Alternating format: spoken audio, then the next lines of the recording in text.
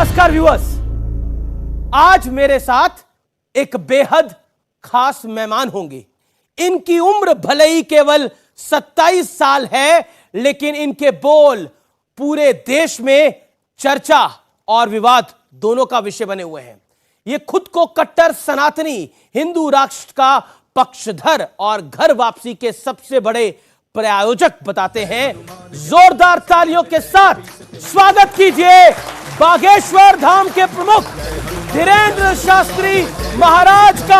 अभिनंदन आपका। दूत अतुलित बलिधामा अंजनी पुत्र पवन सुत नामा महावीर विक्रम बजरंगी कुमति निवार सुमत के संगी कंचन बरन विराज सुबेसा कानन कुंडल कुंचित केसा हाथ वज्र और ध्वजा विराजय काले। शास्त्री जी, आपका अभिनंदन है। पहले तो स्वागत है आपका न्यूज 18 के इस मंच में। बहुत बहुत धन्यवाद, बहुत बहुत साधुवाद, और आर पार के इस कार्यक्रम को भी बागेश्वर पीठ की ओर से बहुत बहुत धन्यवाद। बहुत बहुत आभार आपका। लेकिन आपकी जबरदस्त फैन फॉलोइंग है। मैं युवाओं के हिसाब से अगर पूछूं तो जबरदस्त फैन फॉलोइंग है। आपका बड़ा क्रेज है। इतना क्रेज तो बॉलीवुड एक्टर्स का भी नहीं होता। लेकिन आज मैं आपसे एक सवाल पूछना चाहता हूं कि आपकी इस फैन फॉलोइंग का बड़ा राज क्या है? आप जादूगर हैं, चमत्कार दिखाने वाले हैं, आखिर धीरेंद्र शास्त्री है कौन? पहली बात तो हमारी कोई फैन फॉलोइंग नहीं है, हमारा तो पूरा परिवार है। फैन फॉलोइंग तो उनकी होती है जो सेलिब्रिटी होते हैं। I am not celebrity, I am not actor, I am not film actor. हम तो केवल एक साधारण मानव सनातन का झंडा लेकर चलने वाले एक साधक हैं। हमारी कोई फैन फॉलोइंग नहीं, हमारा परिवार है और हमें गर्व है कितना बड़ा परिवार है। लेकिन अगर आपका मैं परिचय पूछूं कि धीरेंद्र शास्त्री कौन है, चमत्कारी हैं, अवतारी हैं, कौन है? धीरेंद्र शास्त्री एक साधारण इंसान है, जैसे आप हैं वैसे हम हैं। बस हनुमान जी के एक साधारण से सेवक हैं। उसका परिणाम है ये कि जो धर्म विरोधी हैं उनके मुंह पर तमाचा लग रहा है। तो आपके पास ऐसा क्या गुण है? मैं इस सवाल को ऐसे पूछता हूं कि आपके पास ऐसा क्या गुण है कि हनुमान जी ने आपको चुना? सच्चाई बोलने का गुण है और निडरता के साथ सच्चाई को दावे के साथ रख करके और सबको सत्य से जोड़ने का गुण है। और ये अगर किसी भी इंसान के पास ये गुण आ जाए तो ईश्वरीय दिव्य कृपा को वो स्वतः ही पा जाता है। अगला सवाल मेरा जो है वो एक आरोप पत्र है, और ये आरोप पत्र वाला राउंड है, और इसमें आप पर जो आरोप लगे हैं उन पर आप सवालों के जवाब देंगे। और मेरा पहला सवाल आप पर आरोप भी है, ये देश सेकुलर है, लेकिन आप हिंदू राष्ट्र की जिद पे अड़े हैं और अपनी बात पे निडर होके क्यों खड़े हैं? अगर हिंदुस्तान में रहने वाला हिंदू राष्ट्र की जिद पर नहीं अड़ा तो वो हिंदुस्तानी है ही नहीं। वो लगता है वेस्ट इंडीज का आदमी है। अगर हिंदुस्तान में रहकर हिंदुस्तानी व्यक्ति हिंद महासागर के सन्निकट रहने वाला ही हिंदू राष्ट्र नहीं कहेगा तो क्या पाकिस्तान वाले कहेंगे? और रही हमारी बात, जिनको जो लगता हो लगने दो। हम अपनी बात से न कभी झुकेंगे, न कभी मुड़ेंगे, न कभी रुकेंगे। भारत हिंदू राष्ट्र था, है और फिर घोषित होकर रहेगा। लेकिन संविधान में सभी धर्मों को समान अधिकार मिला है, सेकुलर है हमारा देश, तो सिर्फ हिंदुओं के आधार पर देश कैसे हो सकता है? पंथ निरपेक्ष राष्ट्र है। संविधान में 125 बार पत्रकार महोदय संशोधन लगभग हो चुका है। 126 बार हिंदू राष्ट्र के लिए भी होना चाहिए। तो मतलब क्या है? आपने इसकी अर्जी हनुमान जी को लगा दी है? हाँ, हमारी कोई सरकार से मांग नहीं, हमारी तो हिंदुओं को जगाना, और हमें तो इनमें ही हनुमान जी नजर आते हैं। आपने अर्जी लगा दी भारत के हिंदुओं से। आपने अर्जी लगा दी, लेकिन कई लोग कहते हैं कि ये जो हिंदू राष्ट्र की कहानी है, ये जो कहानी है ये देश को नॉन सेकुलर कर देगी, कोट एंड कोट। ये तो ठीक वही वाली बात हो गई, रसगुल्ला खाकर शुगर का परहेज कर रहे हैं लोग भारत में रह करके, और जो है ऐसी बातें कर रहे हैं कि जो हमारी दृष्टि से ठीक नॉर्मल बुद्धि की बातें हैं। भारत हिंदू राष्ट्र है, भारत सनातन का राष्ट्र है, भारत राम का राष्ट्र है, और राम के राष्ट्र में राम की चर्चा, हिंदू की चर्चा नहीं होगी तो भला किसकी चर्चा होगी? लेकिन आपका भरोसा संविधान पे है, भारत के पूर्णतया। हमारे पूर्वजों ने संविधान स्वीकार किया है, हमारे परदादाओं ने संविधान स्वीकार किया है, तो हम भी उससे बाहर नहीं हो सकते। तो एक लेकिन अध्यात्म भी एक संविधान है।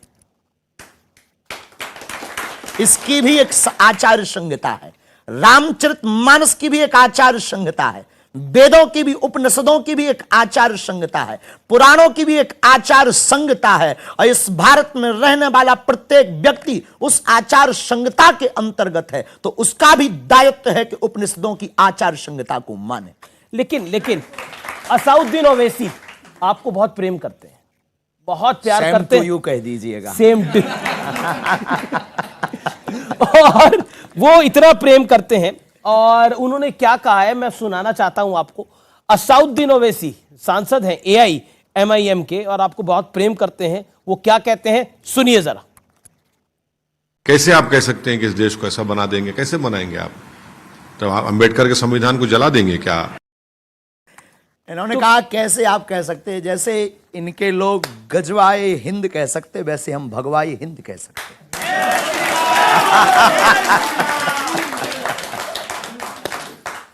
तो आप कहते हैं भगवाए हिंद, लेकिन है ही है। लेकिन अब कोई ना कपड़ा पहने तो वो उसकी मजबूरी है, हम पहन कर आए।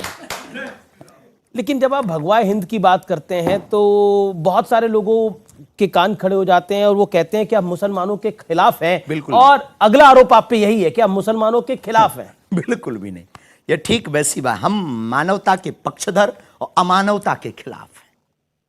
अमानवीय कृत्य जो किए जाते हैं हम उसके खिलाफ हैं। रामचरितमानस को जो जलाया जाता है हम उसके खिलाफ हैं। पालघर में निर्दयता के साथ जो संतों को मारा जाता है हम उसके खिलाफ हैं। भारत की राम की यात्रा पर जो पत्थर फेंके जाते हैं हम उसके खिलाफ हैं। हम किसी भी पंथ के खिलाफ नहीं है, धर्म सिर्फ सनातन धर्म है। लेकिन जब आप हिंदू राष्ट्र की बात करते हैं तो इसको मुस्लिम विरोधी करार दे दिया जाता है। ये एक साइकोलॉजी है। साइकोलॉजी है, कैसे? साइकोलॉजी ऐसे है कि किसी भी सनातनीय व्यक्ति को गिराने का बढ़िया उपाय यही है कि किसी पंथ और मजहब को सामने खड़ा कर दो ताकि वो अपने मिशन में सक्सेसफुल ना हो पावे, वो भारत में समानता की नीति ना स्थापित कर पावे, वो राम राज्य की नीति ना स्थापित करवा पावे, और इस देश में एकता ना हो पावे, इस देश में धर्म का जो लड़ाई है, पंथ की जो लड़ाई है वो ना मिट पावे। अगर ये मिट जाएगी तो राजनीतिक रोटियां नहीं सिकेंगी। राजनीतिक रोटियां नहीं सिकेंगी। लेकिन आप एक शब्द यूज करते हैं ठटरी के, बहुत प्यारा शब्द है। अब बुंदेलखंडी आदमी अब तो लगभग भारत का प्रत्येक बागेश्वर धाम से जुड़ा हुआ भक्त उस बात को जानता भी है। परिवार के लोग हमारे जानते हैं। ठटरी बड़े शब्द का अर्थ है सत्य, यथार्थ, शाश्वत। एक दिन ठटरी सबकी बरनी है, और उसकी ठटरी भर चुकी जो सनातन के खिलाफ है। उसकी ठटरी भर चुकी जो सनातन के खिलाफ है। सवाल आता है कि आप टीवी पर क्यों आते हैं? और मैं तो आपको संस्कार के समय से देख रहा हूं कि आप लगातार प्रवचन अपने करते हैं। टीवी पर आना हमारा कोई शौक नहीं है। ऐसे बयान देने के लिए, हम न्यूज में बने रहने के लिए कोई बात नहीं बोलते हैं। हम भारत के कोने कोने में हिंदुओं के पास जा नहीं सकते हैं, तो आपके माध्यम से हिंदुओं को एक होने का एक मौका है। हमें ऐसा लगता कि हमारे पास समय कम है और काम हमें बहुत करके जाना है इस भारत में, और बड़ा काम अगर करके जाना है तो एक माध्यम आर पार के अमीश देवगन है जो हिंदुओं को एक होने का बात हमारी पहुंचा देंगे। देखिए, अभी आपने वो शब्द यूज करा था ठटरी के, तो एक सवाल मैं जरूर आपसे पूछना चाहता हूं। आप इन सबको, इनकी जो ठटरी है बांट के क्या करवाना चाहते हैं? हिंदू राष्ट्र कराना चाहते हैं। हमारा कॉन्सेप्ट एकदम क्लियर है। राम राज्य, केवल राम की परिकल्पना।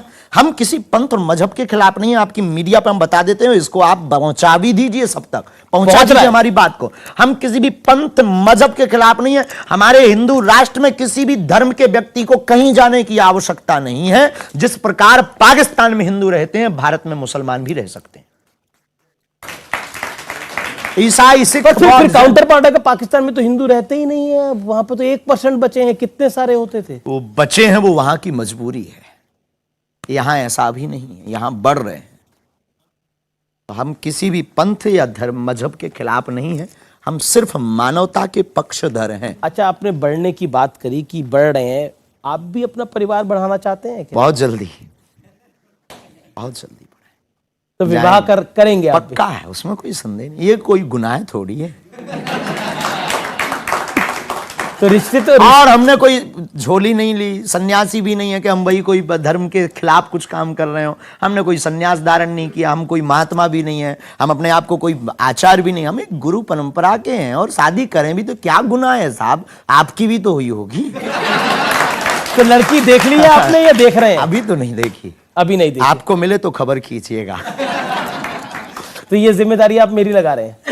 नहीं, फिर हम उसमें आ जाएंगे। आप देख के कल प्रस्तुत कुछ कर दो। फिर हमारे तो जिम्मेवारी नहीं, पर आपको हमने बहुत सुना है, और आपकी एक जो स्टाइल है और आपका जो आर पार का एक कार्यक्रम हमने एक बार देखा बहुत अच्छे से, और उसको लेकर के हम बहुत प्रसन्न रहते हैं। तो हमें आपसे बात करने में बहुत आनंद आता है। अब सवाल पूछते हैं, आरोप मेरे कम नहीं है, अभी थोड़े बढ़ रहे हैं, और वो है अंधविश्वास को आप बढ़ावा देते हैं। वो कहते हैं अब अंधविश्वास को बढ़ावा देते हैं, आप लोगों को अपने ऑरा में उलझा देते हैं और फिर उनका धर्म परिवर्तन करा देते हैं। पहली बात तो हम धर्म परिवर्तन नहीं कराते, दूसरी बात हम कोई अंधविश्वास नहीं फैलाते हैं। इस देश में चादर चढ़ाना श्रद्धा है, इस देश में कैंडल जलाना श्रद्धा है, इस देश में वो हलीउल्लाह कह के एक व्यक्ति को पकड़कर 25 व्यक्ति में करंट लग जाना श्रद्धा है, लेकिन हनुमान चालीसा का उपाय बताना अंधविश्वास हो गया है। अद्भुत देश है ये मुंह लोग लाते कहां से? अद्भुत विचारधारा है लोगों की। हमने कभी ये नहीं कहा कि हम ईश्वर हैं, हमने कभी ये नहीं कहा कि हम चमत्कारी हैं। हम आज कहते हैं हमारे पास कुछ भी नहीं, हनुमान जी के पास सब कुछ है, लेकिन इतना कहते हैं कि अगर आप कहते हो कि कुछ होता नहीं है तो गीला करके भेजेंगे। अगर कोई कहता है कि भगवान नहीं होते, ईश्वर की दिव्य शक्तियां नहीं होती हैं, हमने अनुभव किया है, चले आइए कभी Bageshwar Dham, welcome to you. लेकिन अब आपको तो डिफरेंट टाइप के चैलेंज दिए जा रहे हैं। पहले एक 30 लाख वाला चैलेंज था, अब 1 करोड़ वाला चैलेंज हो रहा है। जैसे जैसे आपकी पॉपुलैरिटी बढ़ रही है, चैलेंज का प्राइस भी बढ़ता जा रहा है। हाथी चले बाजार, ये चलता रहता है। हम कोई फरमाइशी प्रोग्राम है कि किसी ने फरमाइश की हम गाना बजा दें? अरे टीआरपी पाने के लिए आप तो अपना कैमरा उठाया, आपने कह दिया। पहली बात तो हम तो ये विनोद में कह रहे हैं, पहले तो उन्हें ये फाइनल करना चाहिए कि 1 करोड़ आए कहां से उनके पास, और आए भी तो किसी गरीबों में लगा दो। बेफिजूली में हम पर खर्च कर रहे हैं, हम तो उनकी संपत्ति भी ले लेंगे, वो क्षमता हमारे हनुमान जी रखते हैं।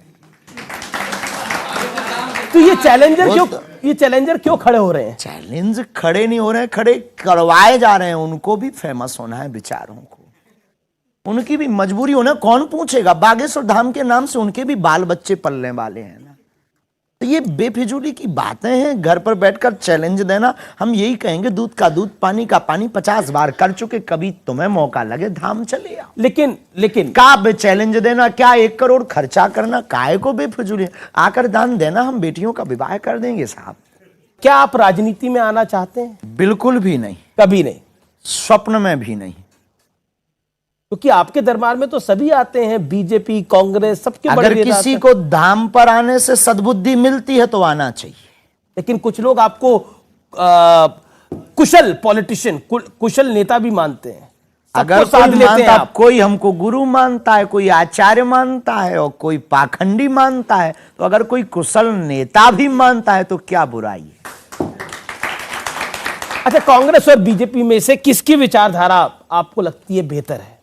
मानवता की।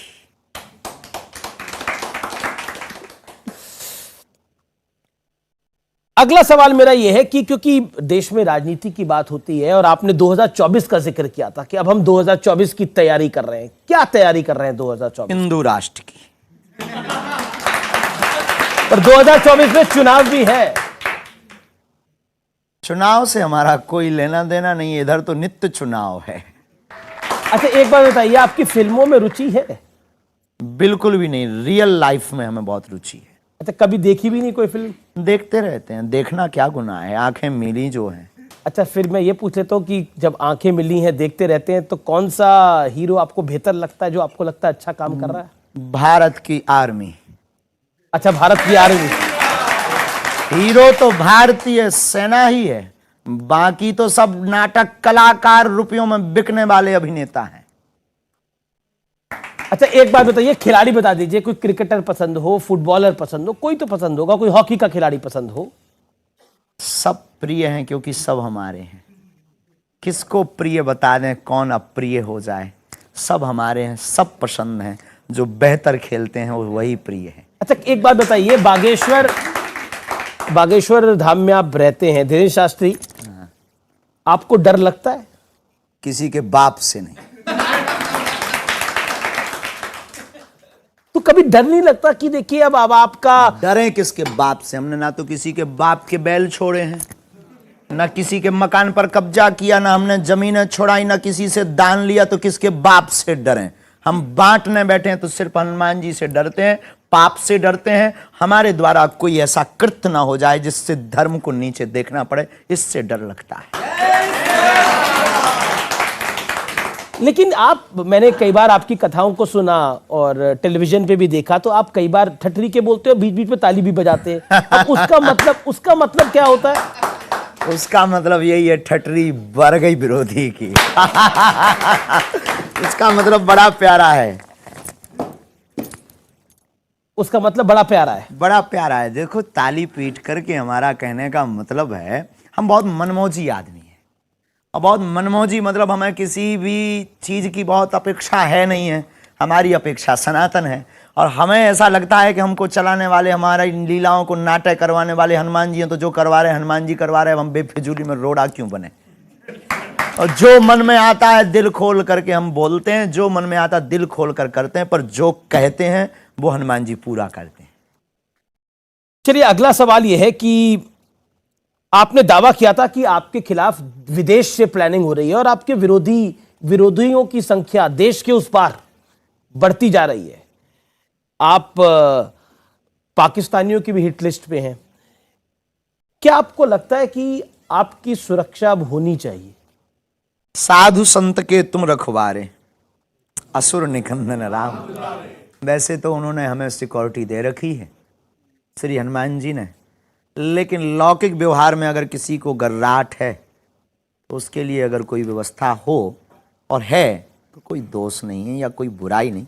सबको डर। देखो, इस देश में कल तक हम कथा कर रहे थे, दरबार लगा रहे थे, कभी बात नहीं उठी। जब से पुरजोर तरीके से कन्वर्जन को रोका, तब से लोगों को जलन हुई, तब से नए नए प्लान। एक लॉबी आपके खिलाफ है पूरी। प्लांटेड लोगों का आना, प्लांटेड दरबार में चिल्लाना। अभी कुछ दिन पहले एक प्लांटेड व्यक्ति का पोल खोला दरबार में ही, वो 20 दरबार में चिल्ला पड़ा। धाम पे भी प्लांटेड लोग आना, फिर ये एक छोटा सा विवाद बहुत बड़ा बना देना। ये सिर्फ और सिर्फ बागेश्वर धाम के जो सेवक हैं जी, उनको गिराने का एक बहुत बड़ा षड्यंत्र चल रहा। क्योंकि जो करोड़ों रुपए धर्म परिवर्तन कराने में खर्च कर सकते हैं, तो वो धीरेन्द्र कृष्ण के ऊपर क्यों नहीं कर सकते?